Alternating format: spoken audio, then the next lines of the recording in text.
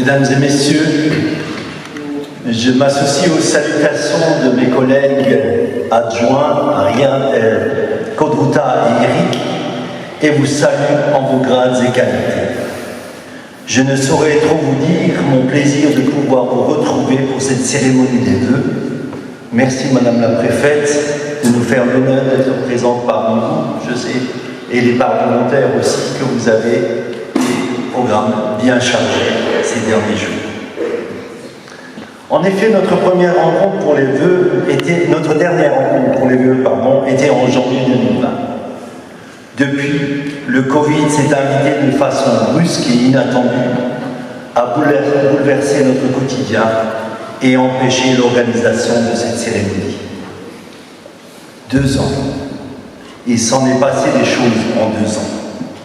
Si je devais tout retracer, je me lancerais dans une longue liste qui nous tiendrait éveillés jusque tard dans la nuit. Aussi, je me limiterai aux faits les plus marquants. Le 15 mars de l'année 2020, les élections municipales nous ont donné une équipe d'élus partiellement renouvelée.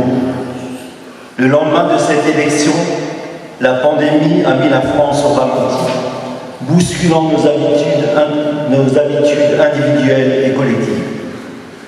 Ainsi, ce n'est que le 26 mai que l'équipe municipale a été officiellement installée. Cela n'a pas empêché une mise au travail immédiate de toutes et de tous au service des Brumatois, qui pour certains se sont retrouvés isolés du jour au lendemain. Élus, bénévoles, associations ont œuvré de concert pour rester proches de notre population et plus particulièrement des personnes âgées, isolées, confinées chez elles durant de longues semaines. Cette période n'a pas été simple. Elle n'était simple pour personne et a endeuillé de nombreuses familles. Parmi ces drames, 3 touchent particulièrement la ville de Brumath. 10 jours après les élections, le 24 mars, notre député maire honoraire Bernard Schreiner est parti. C'était un homme engagé qui, pendant 35 ans, a toujours été disponible, simple, grand travailleur et proche de sa population. Le 13 avril, Bernard Stalter, le moustachu brumatois, au service de la coiffure, nous a quittés. Son engagement l'a mené de la présidence de la Chambre des métiers d'Alsace à celle de la Chambre des métiers de l'artisanat du Grand Est et pour finir à celle de la Chambre des métiers de l'artisanat de France, où il était très apprécié. Et puis, le 20 juin 2020, Hubert Steinmetz a disparu. Lui qui avait fait de l'Unitas Brumath un des clubs phares de l'athlétisme régional, fort de plus de 50 titres nationaux. Il avait également œuvré en tant qu'entraîneur national de la Fédération française d'athlétisme pendant quelques années, mais surtout 50 ans au sein de l'Unitas. J'aimerais que nous ayons une pensée pour ces 3 hommes qui ont marqué Brumath, l'Alsace, la France, mais aussi pour tous ceux qui nous ont quittés trop tôt, touchés par le Covid. Malgré ces drames, la vie continue et notre ville avance. D'abord à travers les travaux qui améliorent le quotidien. Les rues de Goethetheim et Hortoweg ont été réaménagées et augmentées de pistes cyclables. L'extérieur de l'église catholique a été rénové. Dans les quartiers Balzac et Manet, des travaux de préservation de coulées d'eau boueuses ont été entrepris. Un nouvel aménagement de Pfaffenhofen évitera dorénavant les inondations du quartier. D'importants travaux de réhabilitation des logements aidés route des Romains, rue Alexandre Mitterrand, sont entrepris par le bailleur. Pour faciliter les déplacements et encourager les mobilités douces et responsables, le parking Apfous de près de la gare SNCF avait le jour, mettant 230 places à la disposition de ceux qui décident de se déplacer en train. Les travaux réalisés par la CAH dans le cadre de sa compétence en matière d'aménagement des gares répondront aux attentes des usagers toujours plus nombreux, d'autant que la fréquence des trains passera de 70 à 110 allers-retours par jour sur Brumath. Les places de parking supplémentaires verront le jour ultérieurement. De même, le réseau de transport rythmique de la CRH a été renforcé grâce à une seconde ligne en circulation depuis le 1er janvier 2022. En matière de mobilité douce, l'extension des pistes cyclables se poursuit et l'on devrait pouvoir bientôt relier en toute sécurité la gare et le stade. Un grand merci à la CRH qui, à travers ses compétences, contribue activement au développement de notre ville, à son dynamisme, au bien-être de notre population à travers la médiathèque, les écoles, le périscolaire, mais aussi l'aménagement de nos rues, le service des ordures ménagères et le RICO. En matière énergétique, la ville a également continué à œuvrer pour plus de sobriété avec la rénovation thermique des vestiaires au stade ou la mise en place d'une chaufferie biomasse alimentée par des ressources locales, desservant aujourd'hui le collège, le gymnase, mais aussi les écoles Schumann et Sigol. En parallèle, une grande attention a été portée au verdissement de notre ville avec le réaménagement d'espaces verts, la plantation de nouveaux arbres adaptés à l'évolution climatique. En 2 ans, ce sont plus de 150 arbres qui ont été plantés et c'est toute la gestion des espaces verts et du fleurissement qui a été repensée pour tenir compte des enjeux pour notre planète. Les 2 années passées ont également dû aboutir à un grand chantier destiné à notre jeunesse. En effet, la réhabilitation du collège a été achevée par la collectivité européenne d'Alsace avec un investissement de plus de 15 millions d'euros. Grâce à cette réalisation conséquente de la CEA et en collaboration sur certains aspects avec la communauté d'agglomération de Haguenau et la ville de Brumath, c'est désormais dans un espace propice au travail et à l'épanouissement qu'évoluent nos jeunes et les adultes qui les entourent. On a donné une nouvelle jeunesse à l'intérieur du gymnase municipal et une extension a été construite. Quant à la rue du collège, son aménagement sera achevé lors des prochaines vacances d'été. Pour les plus jeunes de nos concitoyens, une nouvelle crèche municipale, la Courte Échelle, a ouvert ses portes dans le quartier de la Syrie, dont la première tranche de construction s'est achevée. La seconde tranche d'aménagement a démarré et dans les semaines à venir, les pelles vont s'activer pour la réalisation de l'écoparc. Ce poumon vert, réfléchi avec et pour tous les Brumatois, sera non seulement un lieu propice à la détente et à la convivialité, mais aussi un lieu d'animation pour tous.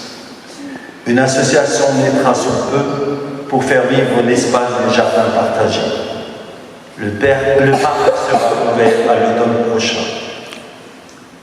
Parce que Brumath est une ville vivante, Brumath grandit. Il est donc nécessaire que l'habitat évolue avec la population.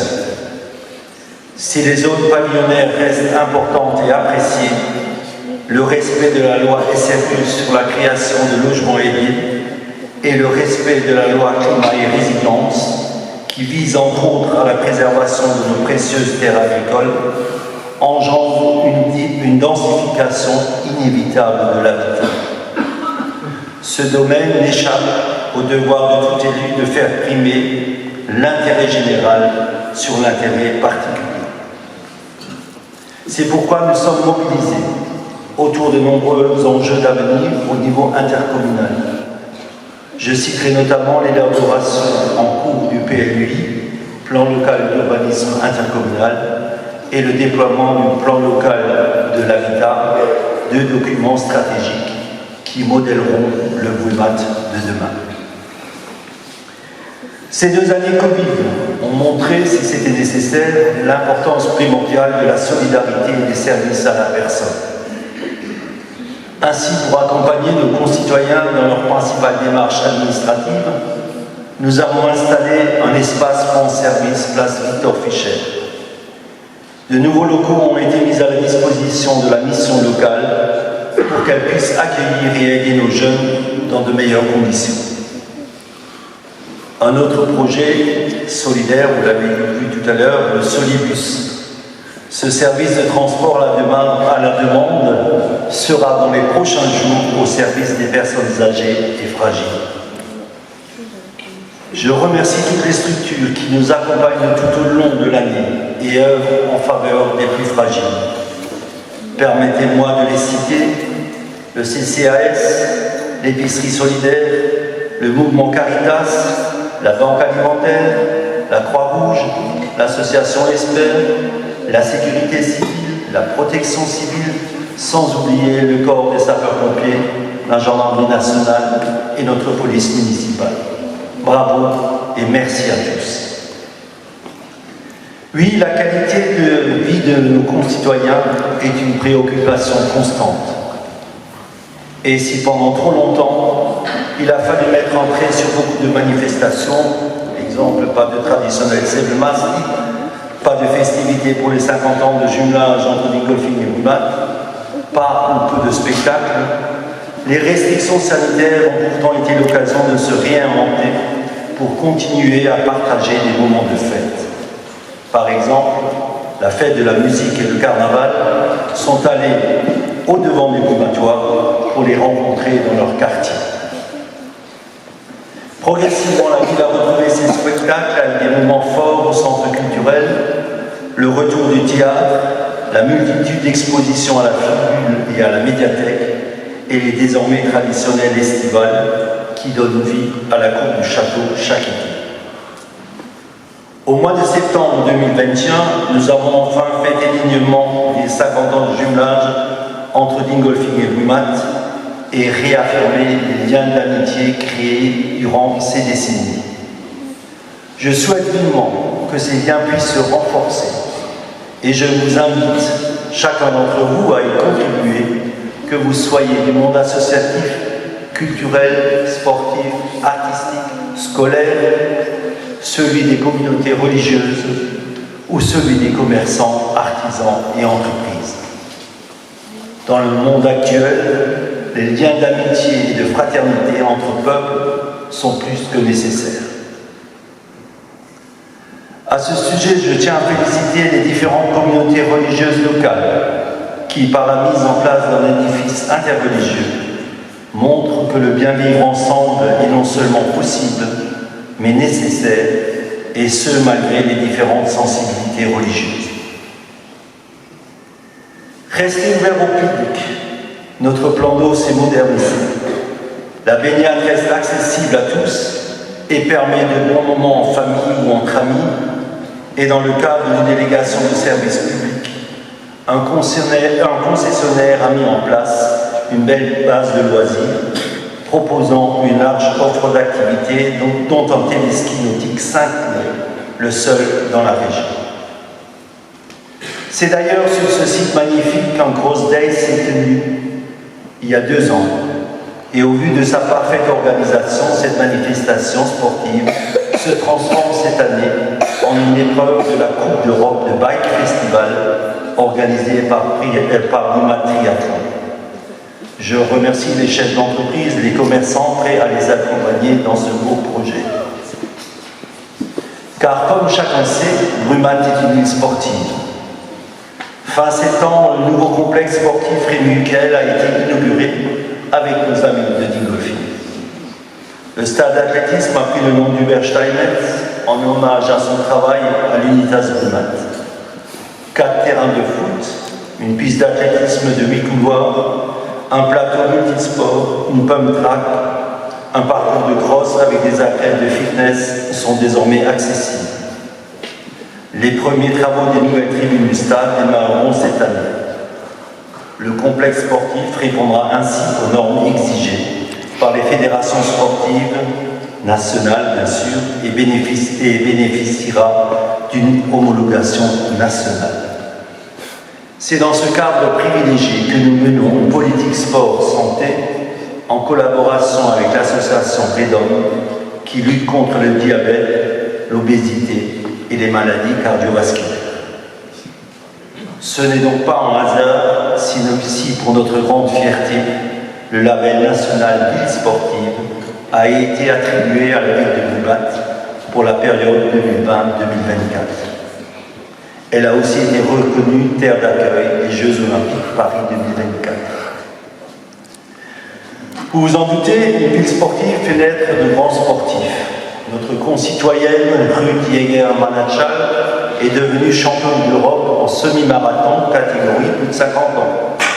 Deux jeunes brumatois qui ne sont malheureusement pas là aujourd'hui puisqu'ils se préparent pour des compétitions au niveau international ont participé aux Jeux Olympiques de Tokyo. Océane Muller a décroché une belle 5e place au tir à la carabine. Depuis, elle a été sacrée championne du monde junior à Lima et a été médaillée d'or des Jeux méditerranéens en 2022. Je suis sûr qu'elle décrochera d'autres titres prochainement et les Jeux Olympiques à Paris l'attendent impatiemment. Baptiste Michelet, notre plus jeune conseiller municipal, champion de France du 1500 mètres, a été sélectionné lui aussi aux Jeux Olympiques de Tokyo. Nous lui souhaitons d'être retenu également pour ceux de Paris 2024. Un autre sportif brumatois met quand même notre ville à l'honneur. Il est là, j'aimerais bien qu'il vienne. Thomas.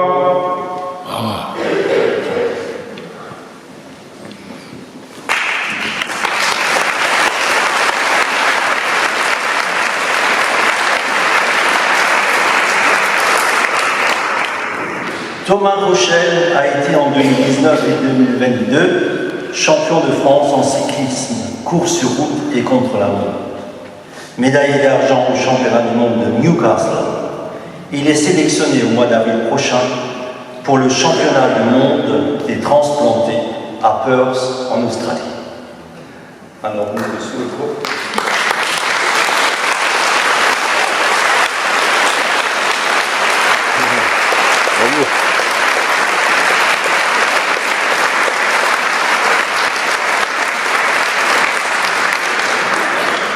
Et n'oublions pas Christian Faugler, un brumatois d'origine, qui a remporté le titre mondial d'apnée en immersion libre, catégorie vétéran.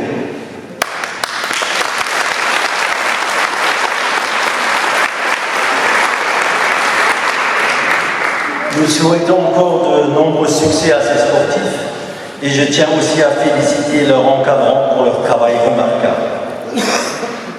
À travers leurs représentants présents ce soir, je remercie la collectivité européenne d'Alsace, ma collègue, la région Grand Est et les services de l'État qui nous épaulent tout au long de nos projets, tout au long de l'année, avec une attention très particulière pour vous, Madame la Préfète, toujours présente pour répondre à nos attentes. Merci beaucoup.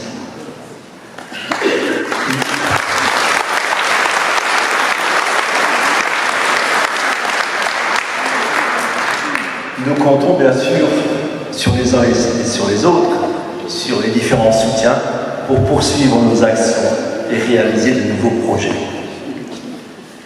Le 3 janvier 2021, l'Alsace a vu naître la collectivité européenne d'Alsace, réunissant Haut-Rhin et Bas-Rhin dans une gestion commune et mettant fin ainsi aux conseils départementaux du Haut-Rhin et du Bas-Rhin. Mon binôme, ma collègue Christiane Wolfigel, que je salue, et moi-même avons été réélus dans cette collectivité au mois de juin. Quelques semaines plus tard, Pauline Young, mon adjointe à la ville de Math, est élue conseillère régionale du Grand Est. L'année 2022 a été l'année de l'élection du président de la République et de l'Assemblée des députés. Assemblée, je me tourne vers nos députés, que je salue, assemblée très difficile à gérer au vu de la mixité politique. Le 49.3 est omniprésent ces dernières semaines.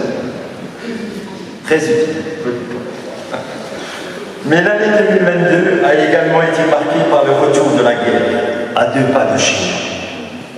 Au mois de février, l'Ukraine s'est fait attaquer par la Russie. Malgré les menaces russes, personne ne s'était imaginé arriver à ce stade. Grâce à l'Europe, nous avons la chance de vivre en paix depuis plus de 70 ans. Souhaitons que cela perdure. Les conséquences de cette guerre, nous les subissons au quotidien. Notre économie souffre et certains en profitent. Les prix explosent, l'inflation augmente, les chantiers avancent difficilement et certains matériaux se font rares, donc très chers. Ajoutons à cela que le Covid, toujours présent, a changé notre façon de vivre. Et le monde économique local a du mal à recruter la main-d'œuvre nécessaire.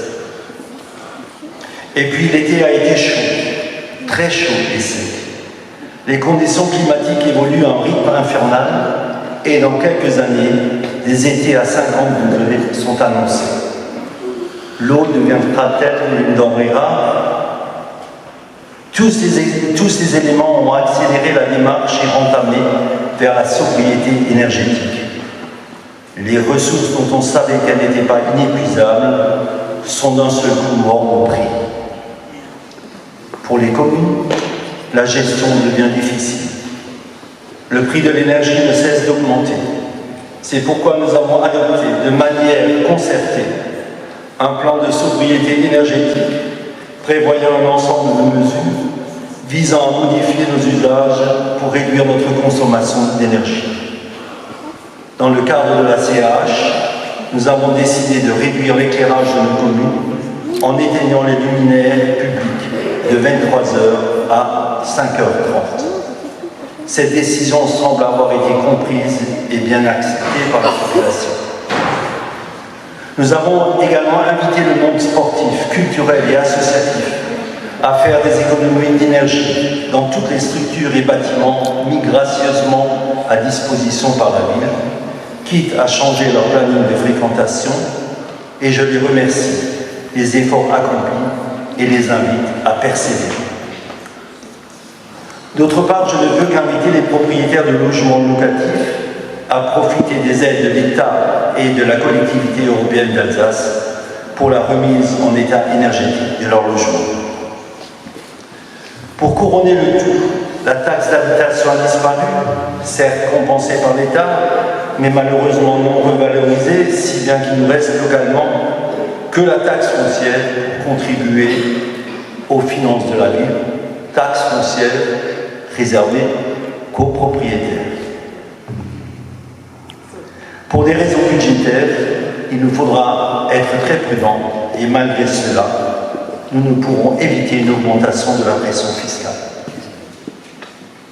Malgré toutes ces difficultés, nous œuvrons pour répondre au mieux aux attentes et aux besoins des brumatois et nous continuons à préparer le Brumat de demain, celui de nos enfants. En 2022, la restructuration et l'installation de certains établissements commerciaux et industriels ont redynamisé nos entrées de ville. En 2023, des travaux pour de nouveaux projets démarreront, non seulement au-dessus du cinéma, mais aussi dans la plateforme d'activité. On ne peut que s'en réjouir, car ces entreprises rendront notre secteur économiquement encore plus dynamique et seront force de proposition pour l'emploi de nos jeunes. Je tiens à remercier tous les chefs d'entreprise qui y contribuent. Un grand merci aussi à la nouvelle association des commerçants pour son dynamisme. Près de 25 commerces ont été créés ou redynamisés en moins de 3 ans. Je ne peux que vous féliciter et vous inviter à persévérer. N'hésitez pas à nous rencontrer en amont pour partager vos projets. Pour améliorer le cadre de vie de tous les habitants, Brumat poursuit la démarche ORT qui nous mène vers une étude de revitalisation du centre-ville. Cette étude concerne non seulement les commerces, mais aussi l'habitat.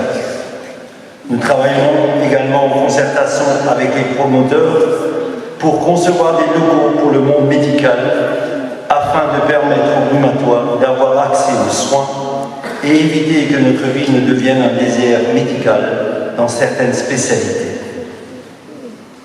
Nous clôturons une étude prospective des besoins en locaux sportifs, solidaires et culturels, notamment sur le site de la friche Simple. 2023 débouchera sur l'adoption d'un schéma directeur. Mesdames, Messieurs, c'est donc toute une dynamique qui s'organise progressivement et en concertation pour rendre notre ville encore plus agréable à vivre. Une ville qui se soucie de tous ses habitants, une ville à la fois moderne et fière de ses racines. Ses racines, c'est entre autres le patrimoine pour lequel nous avançons dans une démarche de sauvegarde de nos maisons alsaciennes et des maisons remarquables. Les racines, c'est aussi la langue alsacienne que nous aimons et qui nous permet de la défendre, et nous la défendons aussi bien que le Schwelmelin a été remis officiellement en 2019 à la ville de Brumath et que l'école arc-en-ciel vient d'être l'une des rares sélectionnées dans l'académie pour expérimenter l'apprentissage de l'alsacien dès la maternelle. Et je t'ai Enfin, ce soir, je tiens à dire un grand merci à tous les bénévoles qui répondent toujours favorablement à nos sollicitations, quelles qu'elles soient, lors d'élections, d'animation de notre ville, d'aide aux personnes âgées, de décoration de Noël. Si parmi nous, dans votre entourage, certains ne savent pas comment passer leur temps libre, sachez que la ville de Brumath vous accueille avec plaisir. Un grand merci à tous les élus pour leur engagement et leur investissement, pas toujours facile, au service de la population. Un grand merci au personnel de la ville et de la CH qui s'impliquent en permanence pour un Brumath dynamique. Pour terminer mon discours, que vous souhaitez d'autre pour 2023 qu'une bonne et heureuse année, qu'elle réponde à toutes vos attentes personnelles et professionnelles. Bonne année à tous. Lieve zonderwonder, alles Gute, ich alle und aus uns bald wieder zusammen. Je voudrais aussi en profiter pour remercier Abdi, avec la chorale des enfants issus de l'Horizon Jeune qui vont nous faire un petit concert encore. Remercier aussi le trio que vous aviez entendu tout à l'heure, le trio gospel, avec Fanny, Johnny et Abdi. Merci.